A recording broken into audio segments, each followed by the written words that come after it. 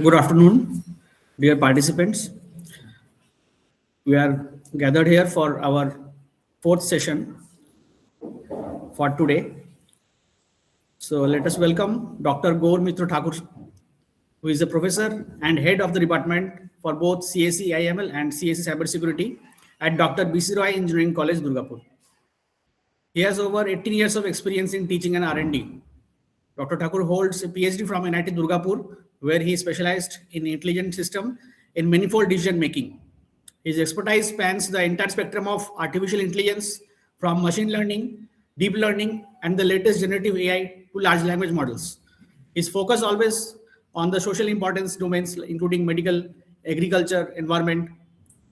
He is a prolific researcher over 35 years research publications, which serves as a reviewer for prestigious international journals like Applied Soft Computing and Knowledge-Based System. Beyond the technical, he is deeply involved in the exploring AI consciousness and responsible AI, which ensures the technology that we build remains human-centric and trustworthy. I would like to welcome Dr. Gour Mitra Thakur, and I hope that we will have a good enriching session with him. So the session is over to Dr. Thakur. Please welcome.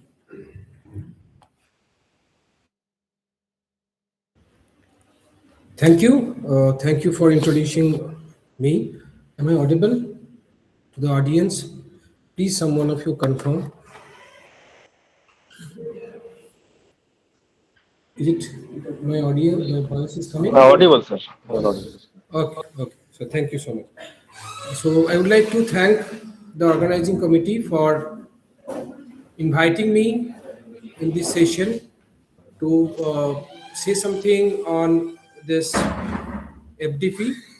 So my topic that I have planned to discuss with you all will be focusing on the involvement, importance, and application of AI in smart city planning from a civil engineer's perspective. So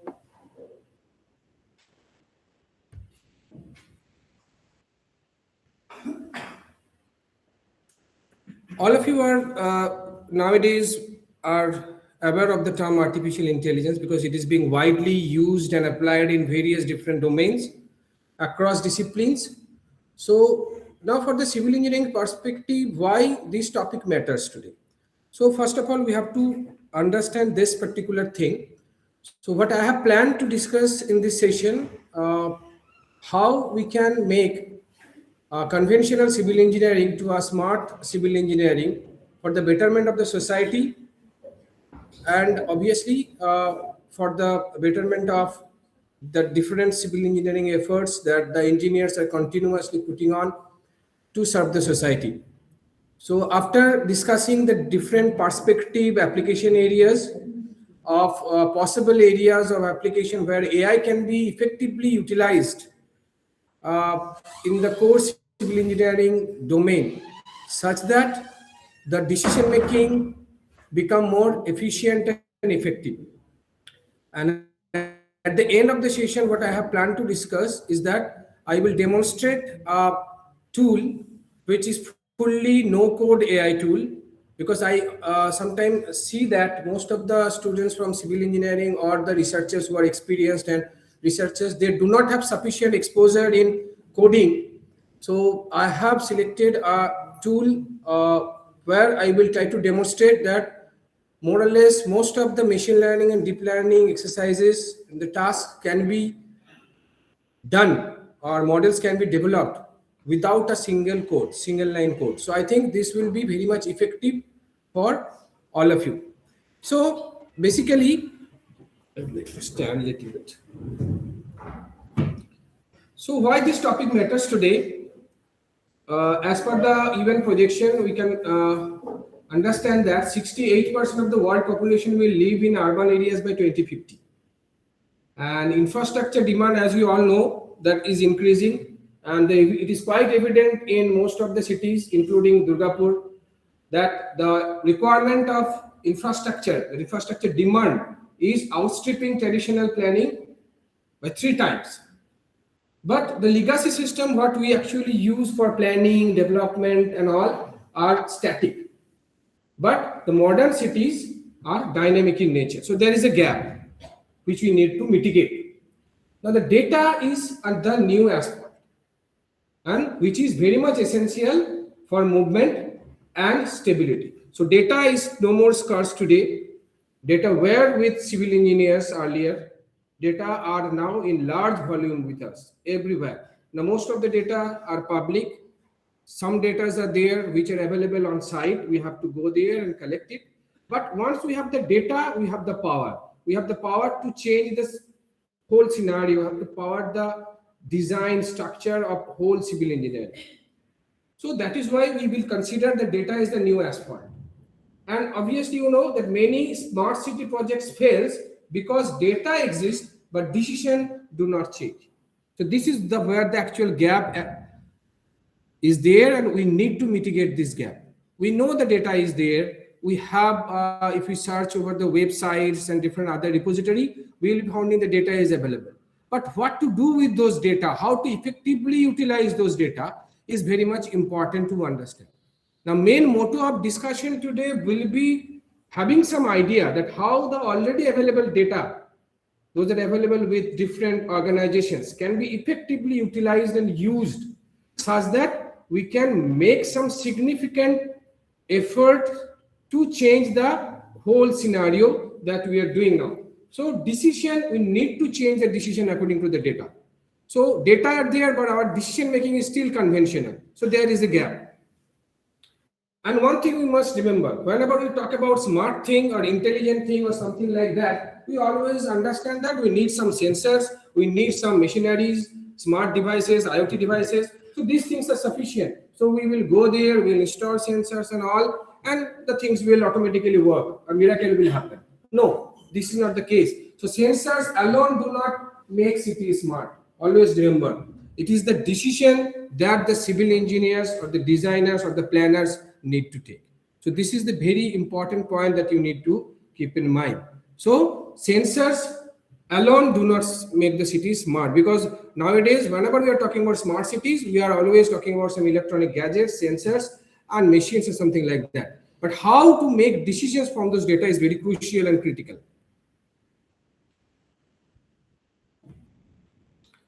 Now, what do we mean by smart city? Now, already you are going through different sessions. You have a quite good idea about these things. Now, smart city is not about gadgets, as I have already said. It's about intersection of three things. As whenever we are becoming an intelligent, smart entity, smart animal, we have three things basically. Our sensors through which we sense, like our eyes, our brain, which actually processes those signals that we take from our sense organs and make some decision, that is the brain, and infrastructure, that is the body itself. So it is the combination of IoT sensors, AI and infrastructure. So here the brain, the decision making, more core decision making part will be influenced by AI. So when we will be able to combine these things very much effectively, and whenever these three things will be combinedly work with orchestration with each other, and whole city planning, mobility, movement, each and everything, designing, development, constructions will be in an orchestration, then only we'll be able to say that we have developed a real smart city. Otherwise, not. And here very important points, few points are written. You must focus on this, that AI does not understand safety, ethics, or accountability. So it is the engineers, it is the human who should be accountable for all the constructions, all the decision making that are taking place. And AI supports engineers. Engineers remain responsible. So one tendency is coming that we will be devising AI devices, softwares, algorithm, and I'm not interested what the output will be, or I have installed it, let it be on AI. Whatever the problems occurs, whatever the failure occurs, we'll say, no, it's done by AI, it's not our fault. No, nobody is going to accept that. Keep in mind very firmly. And because AI has no professional liability, but civil engineers do. So we have to responsibly, we have to intelligently, we have to handle the power of AI. So once we are able to do this, combining these things in orchestration, then obviously we can expect an outcome of efficient water, power, and transit management in any kind of smart city. Now, briefly, what are the roles of civil engineers going to be? Now, I know, like this institution, many institutions are putting continuous effort and focus that how the data from different domains can be integrated properly for wise decision making. So mainly, AI simply create reports, but civil engineers signs the certificate. So these things you must keep in mind. So somewhere, some cases, for each and every AI algorithm, AI device, or software, there should be a civil engineer at the top who will be taking care of each and every outcome, each and every decision that is being made or that will be made by that particular device. So basically, normal process is, first thing is site survey, because you all know that artificial intelligence, machine learning, and deep learning, whatever you call, are basically data oriented. Means there are two main pillars of any AI domain or AI software or AI device. One is the data, another is the algorithm. Both are equally important. If your data is not correct, if your data is not irrelevant, if your data is a garbage, then do not expect anything efficient from any kind of algorithm. So it's not the fault of the algorithm or the software or the tool. No, it is the thing that we need to understand at the very beginning, that the data that I will use for my decision making purpose must be very much relevant, accurate as much as possible. But here is a trade-off I'm trying to mention over here.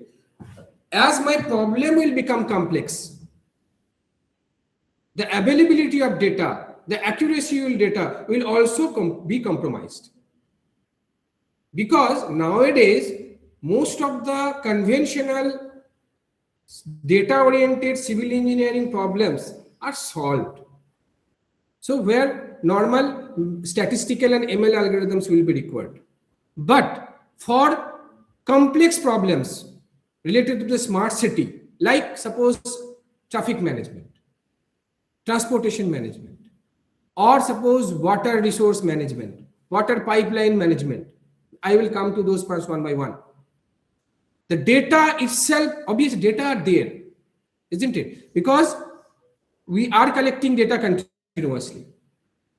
But it will be the responsibility of the designer or the engineer to check that whether those data are of importance, are of use, or we need something extra. Because the industry or the society will give you the problem directly. And because being an engineer, it is our responsibility to solve the problem. We cannot say that we do not have this, we do not have that.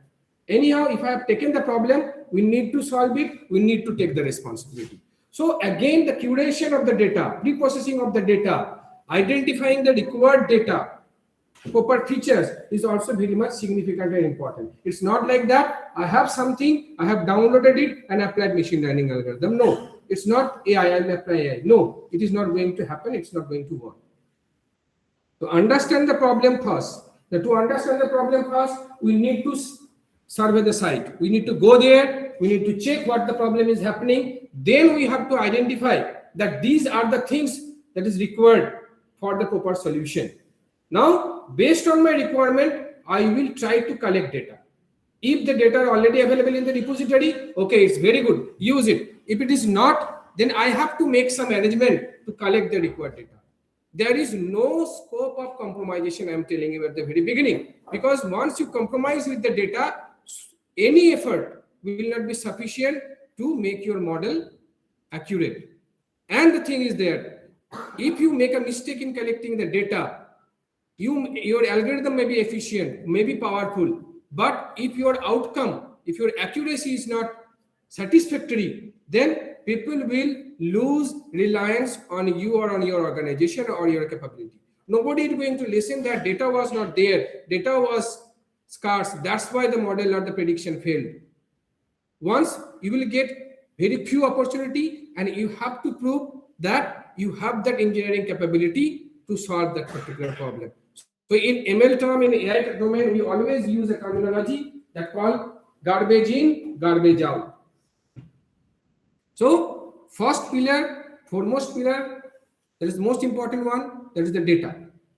And the second pillar is the algorithm. Now this algorithm, which algorithm is required to be used for which particular purpose? There are n number of algorithms which are discussed in AI, machine learning and deep learning. Now not all algorithms are same suitable for all types of problems. As you all know that AI is what? Algorithms are nothing but tools, isn't it? If any electrician comes to your house, he carries a bag with different tools. Now based on your problem in your household, he uses few of them. Not all tools are used.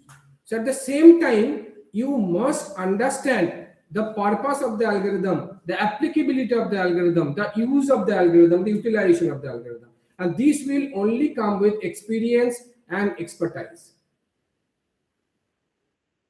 So these two are very important things. So once you have surveyed the site, you will be collecting the data. Once the data is collected, then you will design a model, a blueprint, which is very much important. Then you will apply AI or anything, because people are talking about AI. It is not always that you have to use deep learning or machine learning, something like that. Normal statistical algorithms based on our requirement sometimes are very much effective. So when I am talking about AI, I am trying to cover the whole umbrella on statistical learning, machine learning, or something like that. Why learning? Because it is an expertise requirement to detect a fault or detect an anomaly in any kind of structure, for example. Now, experts are learned personality. He has gone through a lot of experience. He has learned from it. Now, whenever I have to replace or I have to make a software which will actually try to replace that human expert, obviously he should, or that algorithm also should have the learning capability. And from where to learn? Learn from the data. Because everything is happening means data are what? Data are the reflection of some events. Suppose a structure failed. So its reflection is somewhere hidden in the data.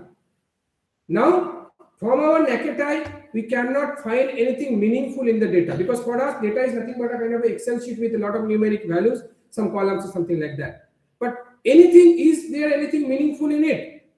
Our naked eye is not able to understand that or identify that. For that particular purpose, we will apply some algorithms which will try to find out some hidden pattern in it. That what are those reasons, what are those data, what are those portions of the data which have changed when the structure failed, something like that. So that thing can be automated, that thing can be done very easily with the help of algorithms. And most of the algorithms are statistical, and few are now modern AI algorithms that were considered in deep learning or something like that. So AI analysis is done, some report has been generated. Now it is the responsibility of a human civil engineer to validate it.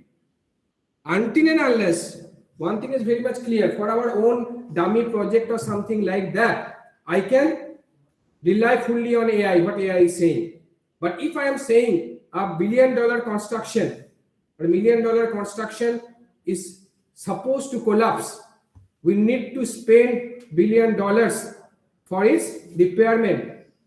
And if no human expert approve that result, nobody is going to spend or invest money. Okay, so obviously responsibility of this person is very important. Because neither he can overestimate nor he can underestimate. So this is very much important to understand, and for this you need to explore the things, you need to validate the things.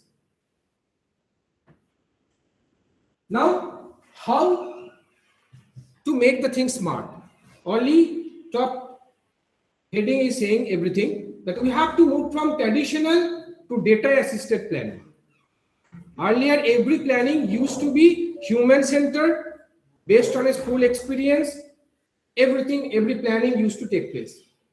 But civil engineering has always been data driven. Always remember, this is not the case that today AI has come, that's why we are dealing with data. No, civil engineers, I have found, you are also aware of that, are dealing with data since long. So it's about rainfall records. IMD department is keeping track over last 100 years, if I am not wrong. Okay, but we are using it for AI nowadays, very recently. And like flood, traffic count, soil reports, all are data. The AI is continuously of engineering analysis. Remember, so whenever we will try to use AI, always remember, it should not disrupt the normal flow. It should assist what is happening right now. So the thing is there, data is already there. So it's not the data which is the problem. So that's why the second place it is written that it is the main problem is the scale, not the knowledge. These things people from civil engineering must understand, that we are using data for very small specific purposes, not for large scale planning, not for large scale development or something like that, because we didn't have that much reliance on those statistical algorithms or model such that we can do it. Or so as a result, the challenge is basically combining many variables across large areas.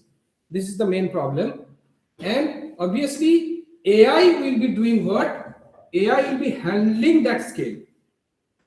Where the large scale data is there, large scale planning is required, large scale simulation is required, there it will be efficient. And obviously engineers will handle its meaning. Engineers will interpret the things. Engineers will take the responsibility and then accountability. So data frequency, traditionally, normally it is decadal. We know that. Many cases we used to take like sensors, surveys or something like that. But AI assisted planning is saying the data will be real time. It will be from sensors and GPS. If I am talking about the approach, earlier traditional civil engineering approach was reactive. If any problem occurs, then go there and solve it. But with the help of AI, it should be predictive or something proactive kind of a thing. Do not let the failure or the damage to occur. But before that, you predict that a failure is going to take place. Then if I talk about scenarios, earlier it was a single base guess, and as it was totally dependent on a senior expert engineer. He used to sign, no, this amount of expenses is required, this is the portion where it required modification or repairing or something like that. But nowadays with AI assisted planning, thousands of simulations are there with you, with which you can ask many questions. If this happens, what will happen? If this does not happen, what will happen? If suppose a sudden huge rainfall occurs, then what will happen? So if then kind of a question answer you can ask, and you can check the result with the help of simulations prior. Okay. Now decision was earlier in the cases it was totally historical precedent, but now it is with the help of live evidence. So these are the some like perspective change that is required whenever you are talking about something smart civil engineering. Now, if I talk about it should be not be fully automated. There should always be a human in the loop, as you all know. So sensors will be there, which will be sensing, like structural health sensors. You can call for structural health monitoring, for traffic cameras, for traffic congestion control or something like that. And after that, as I have already mentioned, that AI algorithms will be there to take some analysis, make some analysis. Suppose for structural health, you can identify, you can use a crack pattern, something like that. And for evaluation, you can obviously engineer will assess whether the crack is due to any thermal expansion or any kind of structural fatigue according to your term, and then some action will be taken. So here engineer assessment, my main motto was to say that somewhere human assessment is required in it.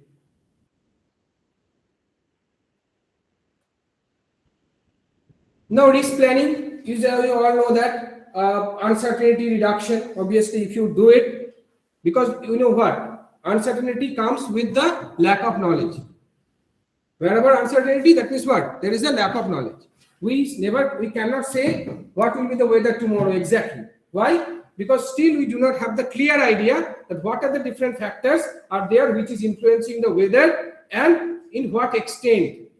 But we do not have uncertainty whenever we are adding 2 plus 3, because we all know that a well-defined formula is there, that is 5, which is making the things. But whenever the things are uncertain means whenever we do not have proper knowledge of the thing, then uncertainty occurs. But whenever we will be applying different simulations, different algorithms, and do some kind of analysis, that uncertainty will be reduced. And obviously, we will be able to ask different questions in terms of like predictive modeling. A sample question can be, what happens to the drainage system if we build a 40-story tower on this spot? So this thing can be easily simulated. Suppose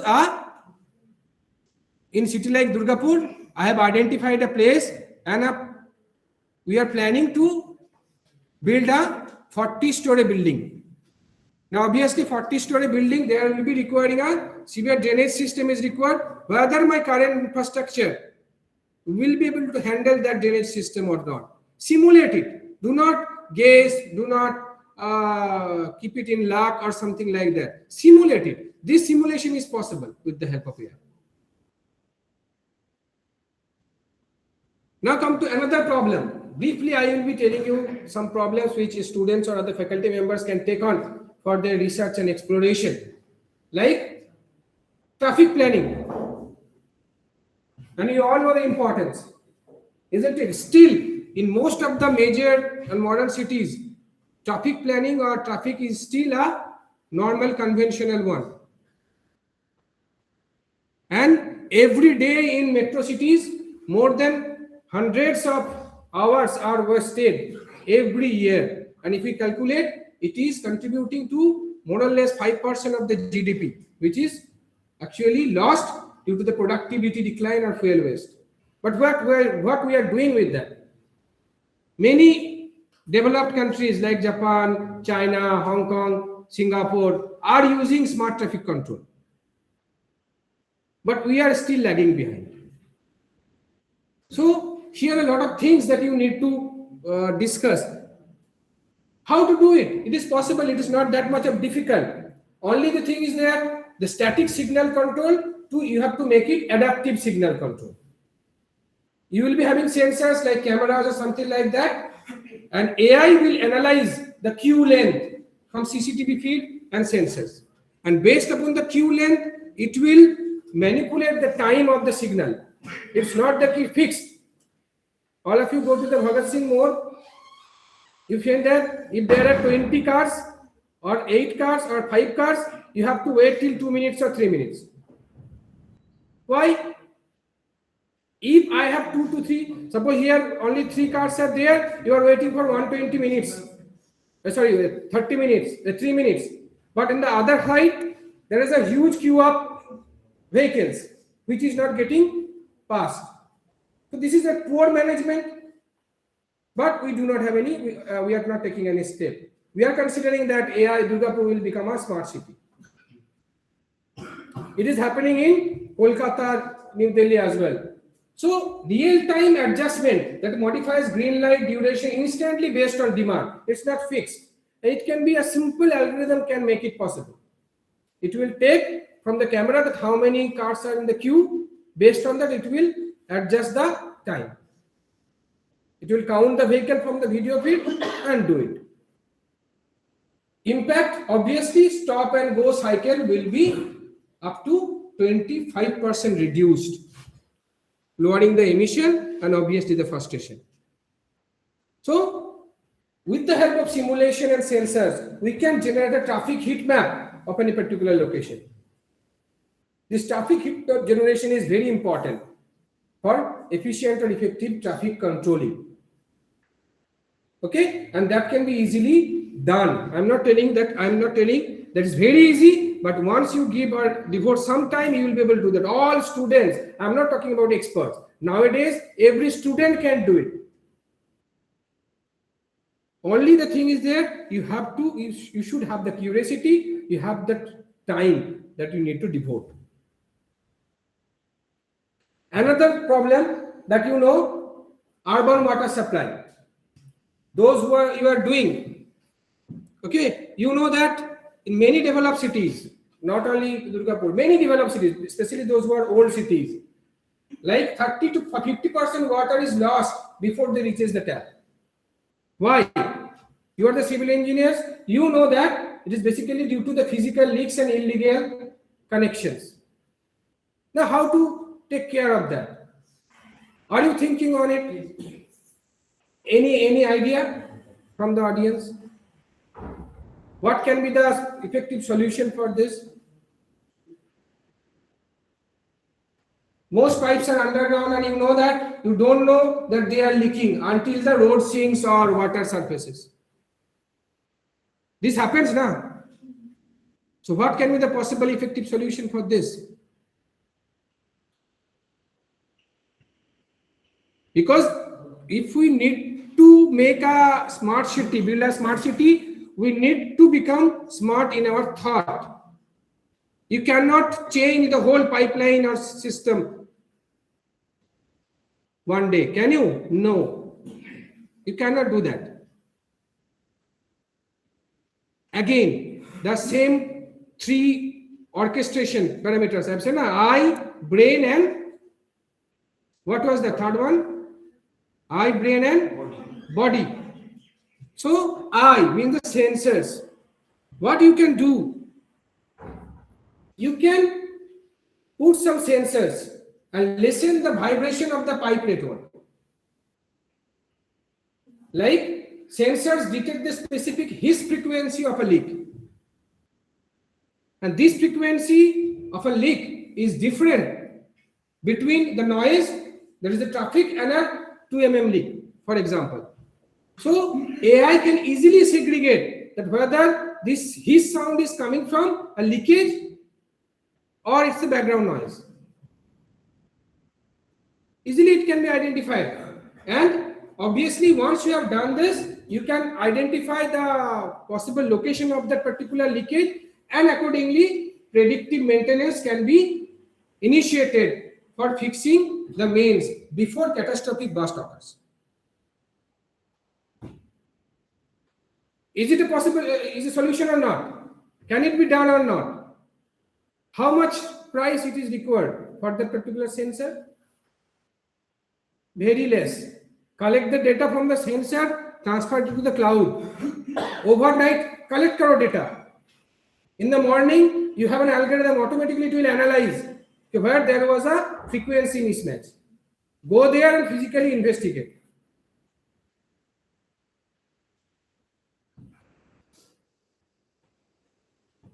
And obviously, accordingly, you can also metered areas, that is DMS, you know, district metered areas, where dynamic pressure management, budget allocation, all this can be done with the help of precise planning and decision making using AI.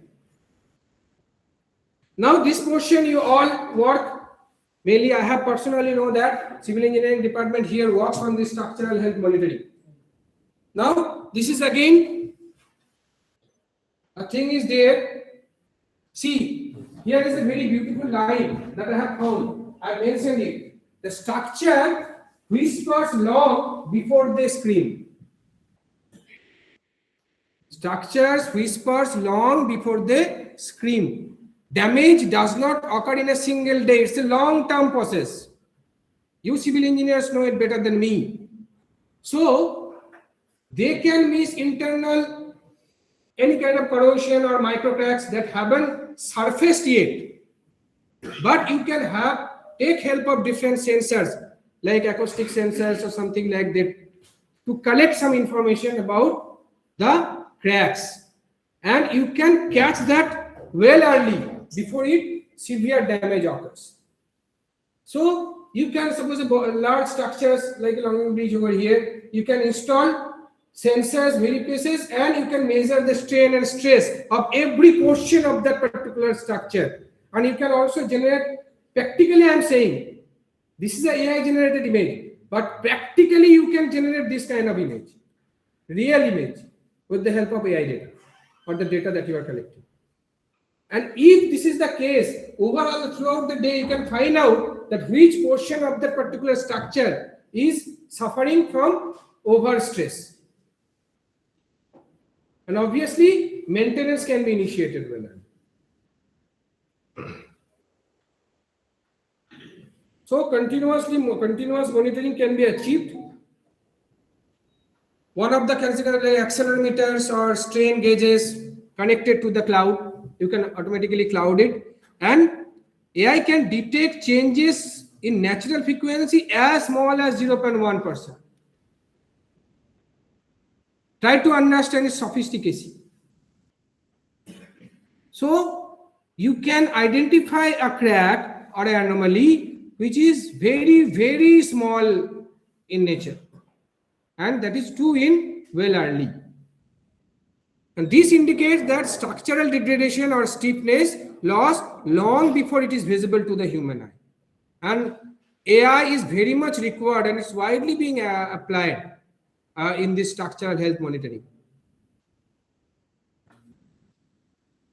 And based on the data, obviously this is your known formula, you know that any risk can be measured by its likelihood and severity. So you can extend the life of any construction, suppose for a bridge, from 50 to 70 years through targeted retrofitting, which is done. Actually, you know, the old bridges in modern developed cities, those are maintained in this way. So that's why those are still so much robust and maintained. And you can also, that automated rerouting of heavy vehicles, if AI detects a vibration anomaly, so this automation can be there. No requirement that physically a person will be going there and controlling the traffic. No, whenever you will be finding that any stress is occurring in a region, automatically you can reduce the traffic on that particular bridge automatically. Because it may happen that if somehow frequently it is degrading or something like that, you won't get the time to manually involve any human expert, go there, inspect it and change other. Within that, the whole structure can collapse. So here, no time is there. Whatever the decision you have to take very fast. And AI or smart, whatever I am talking about, is the only alternative. Third thing is the urban flooding system, a system level problem that you all know, that is planning the urban flooding. Because nowadays you all know flash floods are occurring, isn't it? In a particular city overnight, huge rainfall is taking place. So in that case, everything becomes unmanageable. The drainage system, the traffic, everything. Literally the city stops. So modern cities are paved with impervious surfaces. You all know that high intensity rainfall events becoming more frequent, and drainage system get clogged with like silt and debris, reducing capacity. The result is sudden, damaging the urban flooding. So what we can do is that we can do some rainfall runoff modeling. In that case, we can identify the topography for elevation data, then real-time water feed, what is happening for precipitation inputs, and drainage capacity data. So you can simulate the things. Because rainfall is forecasted 1 or 2 days prior. Now you simulate it and check if this amount of rainfall occurs, what will be the condition. And based upon that, plan accordingly. Which is not taking place. Now everything is reactive. Once the things are happening, more or less, what we do, we depute some what I call forces or something like that before the rains or that event occurs or any cyclone comes. Government does only one thing. They depute some forces to, if damage, because they are expecting damage will happen, and to control that damage. But what to do if we can simulate the things well early, we will not allow that, because we will take care of those areas where the drainage is clogged and we need to clear that. These things are happening, something like that. So 30-minute early warning maps for specific streets, allowing the proactive barricading and evacuation. So these things can be done. And digital twin, this is the final thing that I would like to show, which is very much difficult. I am not telling you, it requires a lot of expertise. So you will making a full-fledged twin of a system and a layered digital representation of the physical city. Like you can have a base layer with GIS, like geographical information system, the map, and after that a middle layer that is building information modeling, that is we call BIM, the assets, and the top layer, the real-time IoT, the pulse. So with the help of these three things, you can make a digital twin of any particular city or something like that, allowing testing of what if scenarios. Like what if we make this street one way? So a digital way, digital twin can do the things for you. Now obviously another thing is there, AI in governance and citizen services. You all know that. AI sorting of grievance redressal time. Obviously, AI takes a very less time for grievance redressal. Wherever the earlier scenarios, it was taking up to 15 days or something like that. But nowadays, it will take almost actually 3 days or something like that. So AI categorizes over 10,000 plus photos of potholes uploaded by the citizens, mapping them for the engineering department to fix by priority and severity. But at the same time, at the end, I would like to say, I always emphasize on this, that ethical and professional responsibility must be there. Ethical and professional responsibility from multiple directions, multiple domains. And obviously, we have to take legal responsibility that if an AI model fails, the engineer is liable. It's not, you cannot, means now a complaint against an AI software. You cannot put a case on an AI tool. So it will be the responsibility of the engineer. Data bias. Again, AI might ignore truer words if they have fewer sensors or data points. And obviously, you know, as I was saying at the very beginning, data collection is very important. So you need to be unbiased.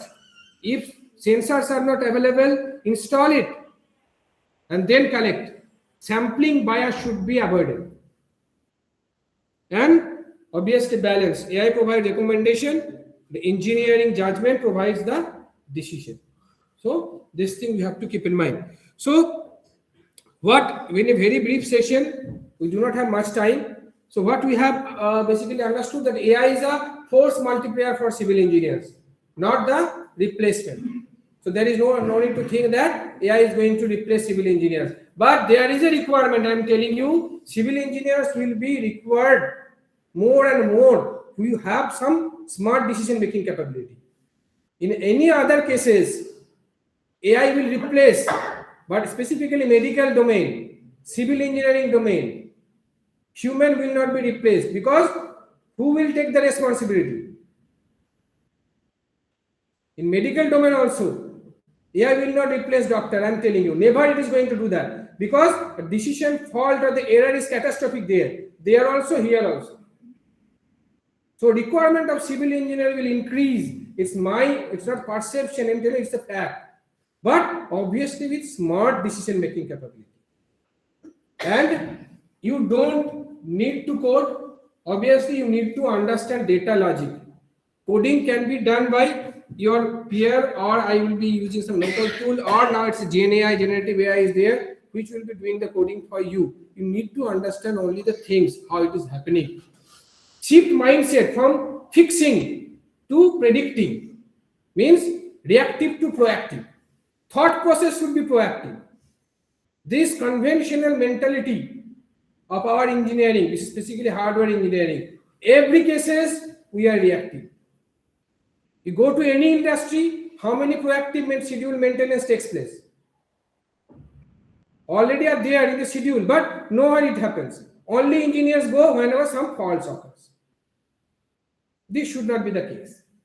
And smart cities require domain expertise first, technology second. Because what data is required? Who will tell? AI is not going to tell you. You have to tell it from your experience, knowledge. And data is the modern material as an essential as concrete and steel. This thing you have to keep in mind if you would like to become a smart civil engineer. For you, concrete and steel, these things are very important, but at the same time, data is also. So whenever you are going to construct any building, you need concrete, you need bricks, you need steel, but at the same time, you also need data. That is a compulsory thing you need to keep in mind. So once your mindset is turned to this direction, rest of the things is time which is required. Time you devote on this, things will automatically happen magically. I'm telling you.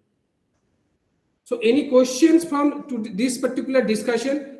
This is not the end. I will take another 15 minutes for those who do not like coding or find that AI to mujhe karna hai, but how to code I do not know because it's very difficult. I do not understand Python. I do not have knowledge. So for them, solution is there. I will demonstrate a tool for you. But before I go to that, if you have any questions, I have 5 to 10 minutes. I will be able to address. Any question? Yes, please. Sir, my name is Sundar. My question is, what are the real advantages of real time? Real system. Real system means Related to real time. What are the advantages of real time? obviously real time means instant, isn't it? Suppose what happens whenever you get hurt by something. What is your name? উদিত সরকার। যখন হোঁচট খাও কতক্ষণ পরে পেনটা লাগে তোমার? সঙ্গে সঙ্গে লাগে। যদি মনে হয় 1 ঘন্টা পরে লাগতো তাহলে কি হতো? যার প্রচুর রক্ত বেরিয়ে যেত, ওখানে ড্যামেজ হয়ে যেত, তুমি কেয়ার অনেক পরে নিতে, তারপর যার ড্যামেজ হওয়ার হয়ে যেত। Pain is real time, that's why you immediately take attention on it. So any real time system, the advantage is this, that whenever it happens, you understand what happened and take precautionary measure on it. Understood? Any other question? I'm out of my question is, what are some small scale projects that we can do in our college as civil engineering students with the IoT devices? Okay, regarding project, I have shown you many directions already in my presentation. Okay, various directions are there. You can go for that water management, pipeline management, you can go for traffic management, you can go for structural health monitoring, you can go for arata ki bollam? Ki chilo? Huh? Flood risk management, pipeline. So these are the different areas you can explore. No problem. If any student would like to explore any particular domain, we can always take help of me. Your mentors are there in this institute. Your HODs are also works on structural health monitoring and other earthquake-related things. He is very much interested in learning AI. So I think that all of you should contribute in this particular domain. AI is a tool. Remember, it's not for any particular discipline or domain. It's for everybody. Computer is not for computer science students. Nowadays, everyone is using. Screwdriver to sabai use kare. Je doctor seho use kare, je engineer seho use kare, sabai use kare. So AI is a tool, simple. It is for all.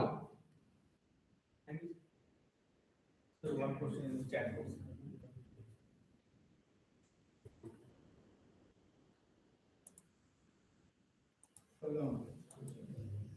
কি হলো রে ভাই, তো বন্ধ হচ্ছে না কেন? Escape কাজ করছে না। এই হয়েছে।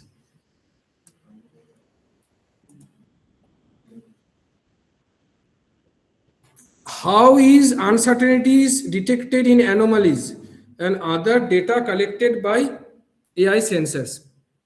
Okay, anomaly, thank you for the question, Mr. Puneet, I can say that. So, see, anomaly means what? Anomalies term is very much relative. So, whenever something abnormal happens, we consider that to be anomaly.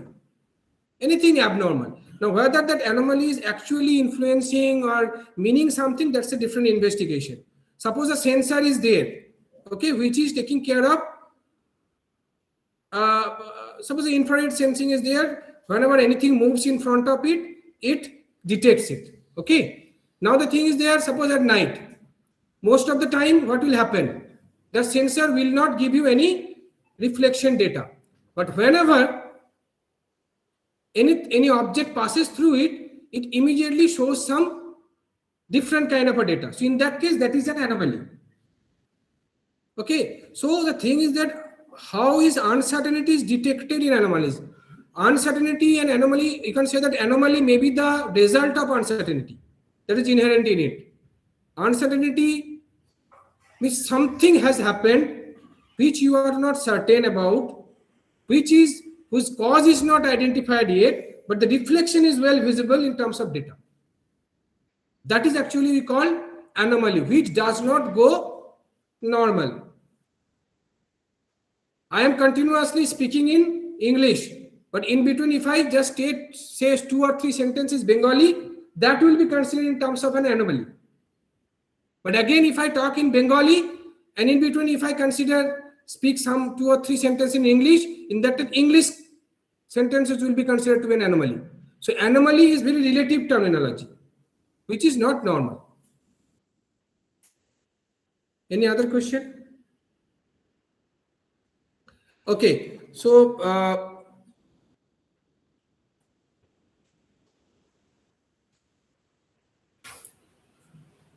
okay, can anyone see this?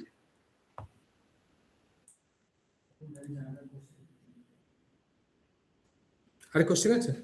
What is the question?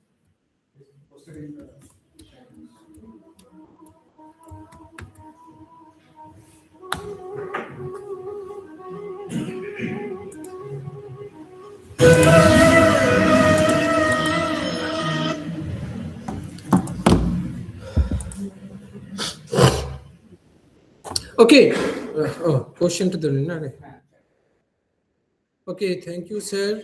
Also, when it comes for structural health monitoring, for continuous monitoring, a very large amount of data will be collected. So, it is our industry capable, or will be ready for this, or for digital twin? Obviously, for this particular question, I'm sure industry is interested. See, one thing I would like to share my personal experience, that in one of the steel manufacturing industry, there was a event that used to happen that was called cobble, due to which huge production loss was incurred. Now the management was there to take some precautionary measures such that this loss is reduced. So we have developed some AI enabled system which has reduced that particular wastage in a considerable amount. The thing is that if you explain to them that if you adopt smart software, smart planning, this can improve the efficiency to this extent, not verbally, statistically, you have to represent that, you have to prove that, you have to place that, demonstrate that. Once you do it, everybody wants profit. I do not know that, and reduce loss. Every organization, every industry is interested in making profit, and making profit can be by earning or reducing loss. So once you can make them understand that your effort can reduce their loss or increase their efficiency, why not they will adapt?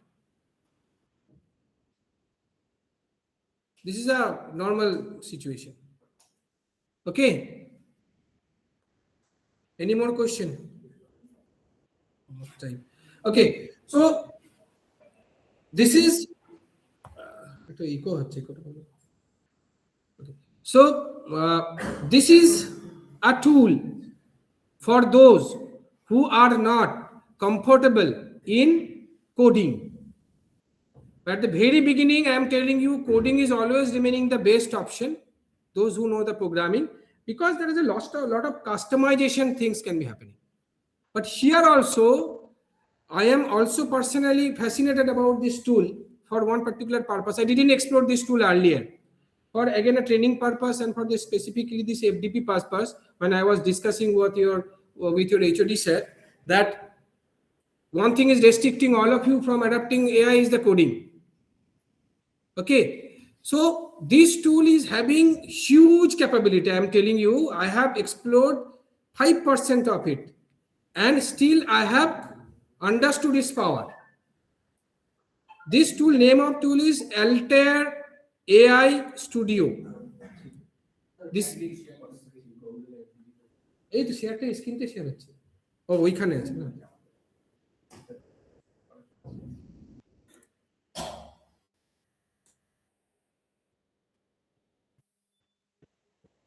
Okay, so this is actually called Altair AI Studio.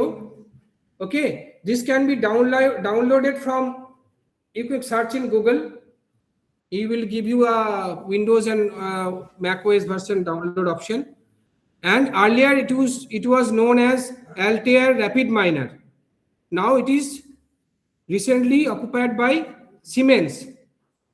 I think you have all heard the name of Siemens. So Siemens have procured this particular tool, and it is free for education purpose. This powerful tool is free. Now, those who have used MATLAB, listen. Just few minutes. I know that you are tired.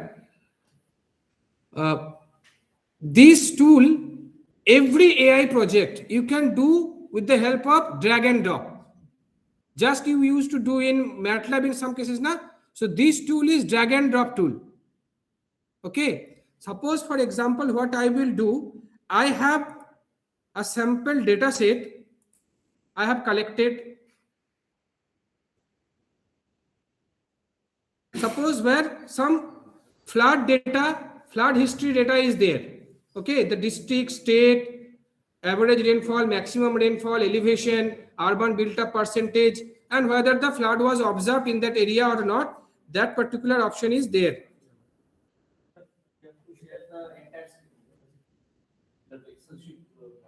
Okay, I will be sharing. No problem. I will be doing that. Okay. Eta ache to? Okay. Okay. So see here, everything starts in this particular window. Briefly, I am telling you need to explore.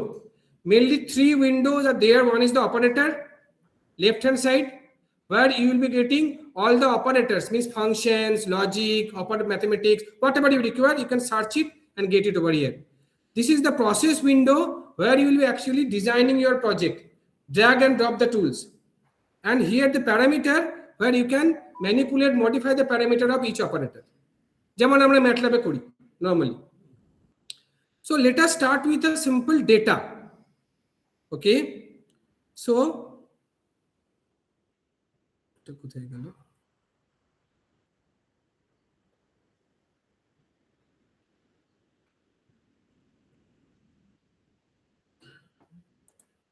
রিপোজিটরিটা কোথায় গেল?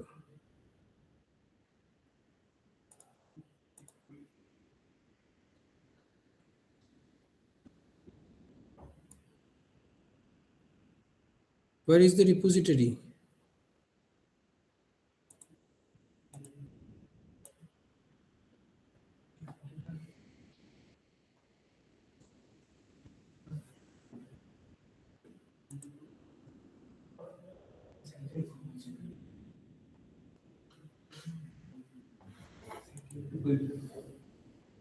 Yes.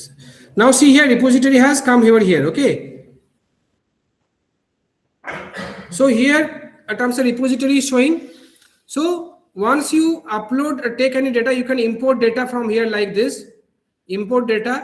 Now suppose I have downloaded some data earlier.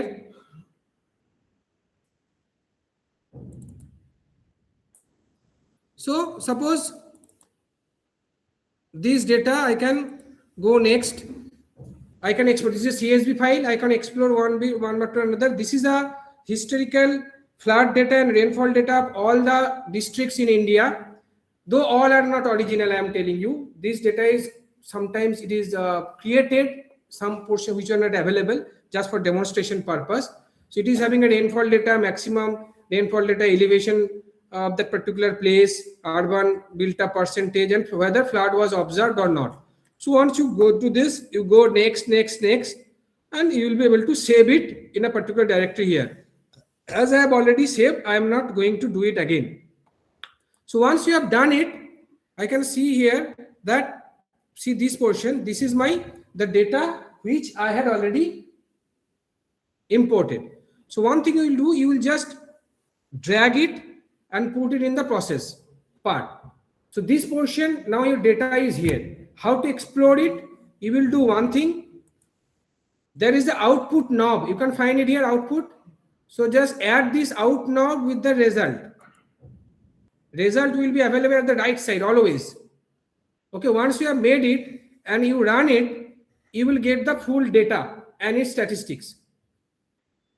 You can find that there are total 698 examples are there. Okay, you can see the statistics, that what are the different columns, what are their like maximum value, minimum value. You can also see the visualization, histogram, each and everything you can see here. You can also see some different visualization with different charts. The same data set you can visualize with different columns. No need to write any kind of code or package or something like that. Automatically it will do it. Okay, you can do bar, you can do scattered, every type of plot you can do, get it for it. Okay, so once this is done, you can explore it. Once you explore it, because exploration is required only to understand that what is my requirement. Now here in this project, very simply, I would like to predict this flood, whether I will be giving this data. Okay, and based on that, I will be applying a machine learning model called decision tree. Have you heard of it? Decision tree, and then we'll predict. I have some test data set, and I will predict whether there will flood will occur or not. Simple, nothing more. So what I will do? So one thing is very important. You must understand that here. Do you think that all features or parameters are equally required for this prediction? Like district name and state name, do you think these are relevant in numerical prediction? Yes or no? Name का क्या relevance है? कोई relevance नहीं है. So we need to exclude this state and district names from my data set. Why? Because unnecessarily that will increase the complexity. So what I will do? Here I will be going there and select. If you write select, so you can find here select attribute. So before doing this, just disconnect this. So select attribute, you will drag and drag over here. So once you go it, connect the output with the input example over here and select it.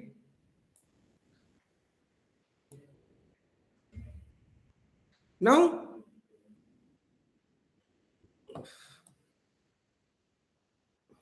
এটা একটা সমস্যা.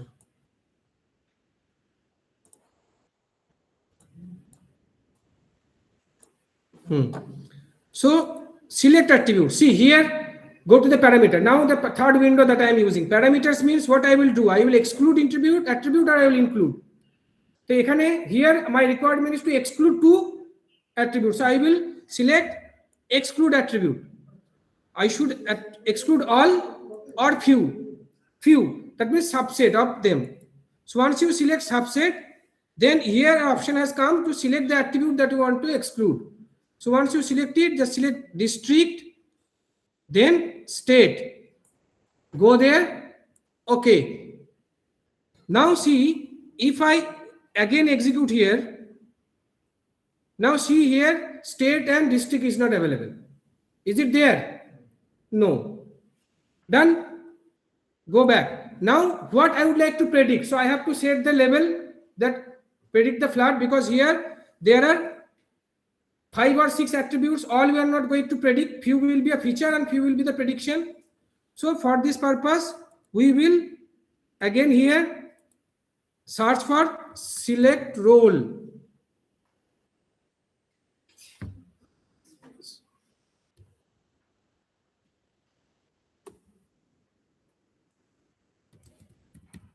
Set role. Bring, connect it. Then go to the parameter. If you select here, you select the parameter. What you are going to do? Flood observe. Normally it is by default regular attribute. Now I would like to make it label. Means I would like to predict it. Label means I am going to predict it. Done. Here, if required, I can apply many pre-processing part like missing value elimination, Thakur normalization. I can have some other tools for it. I do not have much time, so I will not going to do that. Now, simple, I will apply decision tree. So select, see decision tree, algorithm is there. Bring it here. Select it. Connect it. Now, if you see directly, you can also change this parameter like decision tree ka depth of how long you would like to see, 10, 20 or 100, something like that. So here I have made it by default 10. So decision tree, it will show up to depth 10. Okay. So once this is done, if you run it, your decision tree is trained. Simple. Now you can find it that in decision tree, if the average rainfall is greater than 780 cases, 780, then flood occurs. If it is less, in that case, elevation is checked. If elevation is higher, then normally doesn't occur. But if it is low, then check the average rainfall. If it is greater than this, then flood occurs. So you know this is the decision tree algorithm normally takes place. Happened, done. Okay. Now I would like to check my new data set. So for this, my data set is where? My required data set is in flood prediction test. So I will drag over here again. Okay. Then what I would like to do, I would like to use this model for predicting this. So for that particular purpose, I need a model called apply model.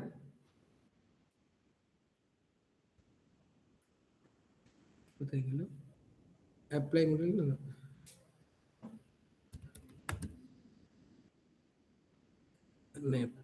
Apply model. APPLY is apply model. You bring it over here. You disconnect it. Now my model is trained here in decision tree. I would like to apply this model. So connect this model with model. And this is my test data set that I like to predict. So I am connecting with the,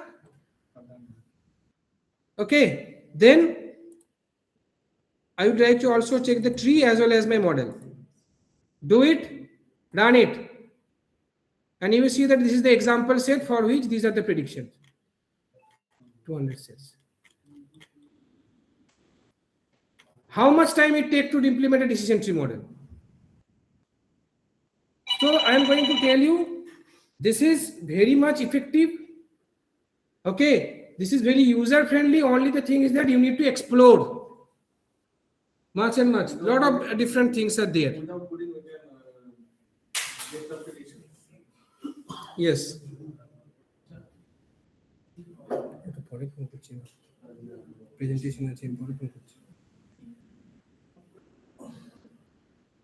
Okay, any question about this? Did you like this tool? So I hope that all of you will try to explore this further, because a lot of functionalities, and it writes report, it writes analytics, it writes everything. And you cannot imagine that how many different functionalities are there. AJ operator, many things are there. Documentation, if you check now, you will be stunned with this. And this is for only the industry people and those who do not like coding or something like that. Okay. Altair AI Studio. So with this, I would like to conclude because I have some other engagements. So thank you so much. If you have any question, you can ask.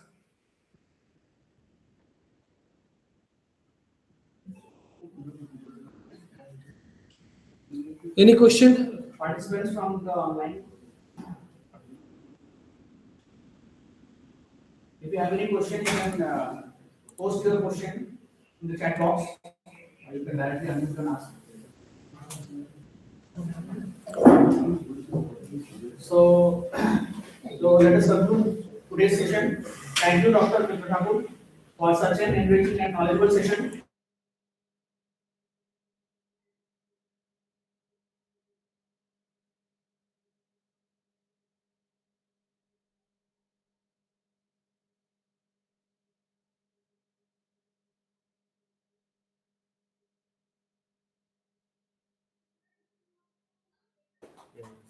I think there is one question, sir, from Punit in the chat box. Yes. Please, as AI continues evolving, how to learn and stay updated with it?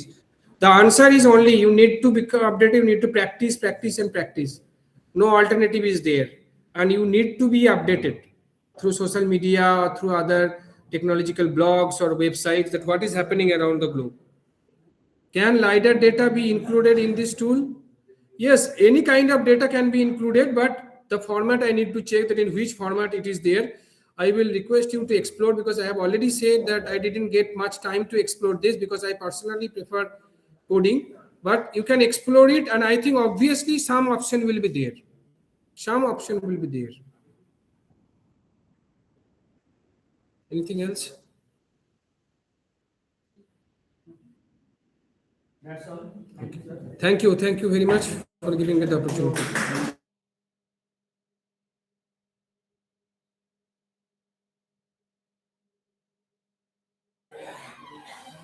Participants can fill their feedback by today. We will have our next session tomorrow at 11 a.m. Thank you all.